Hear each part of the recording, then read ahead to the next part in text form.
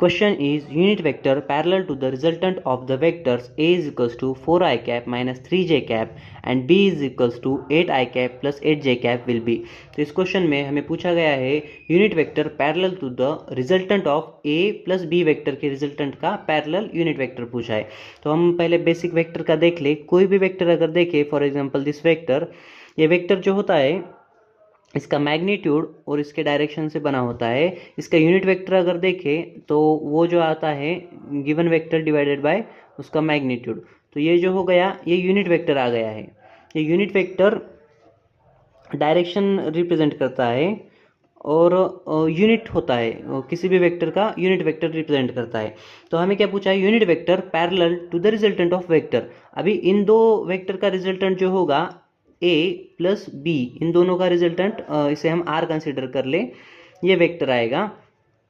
तो इसके पैरेलल मतलब इसका जो रिजल्टेंट होगा इसका यूनिट वेक्टर पूछा है हमें।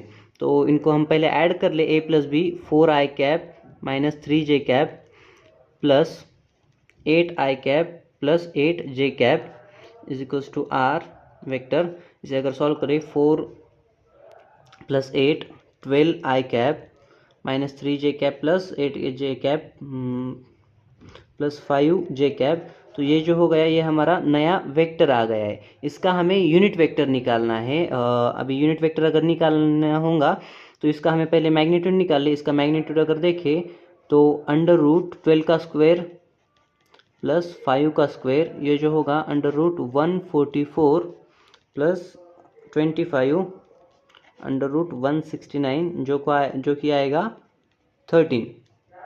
तो ये जो है हमारा इसका मैग्नीट्यूड आ गया है वेक्टर का। तो अगर हम यूनिट वेक्टर देखें तो यूनिट वेक्टर क्या होता है, गिवन वेक्टर जो है हमारे पास 12 आई cap plus 5 J cap divided by उसका मैग्नीट्यूड आ गया 13। तो ये जो है हमारा नया वेक्टर आया है a प्लस बी के रिजल्टेंट का, जो कि पैरेलल है किसके, इनके नए रिजल्टेंट का, और यूनिट वेक्टर है। तो unit vector parallel to the resultant of vector a plus b is 12 I cap plus 5 J cap divided by 30, जो कि ऑप्शन नंबर बी से मैच हो रहा है।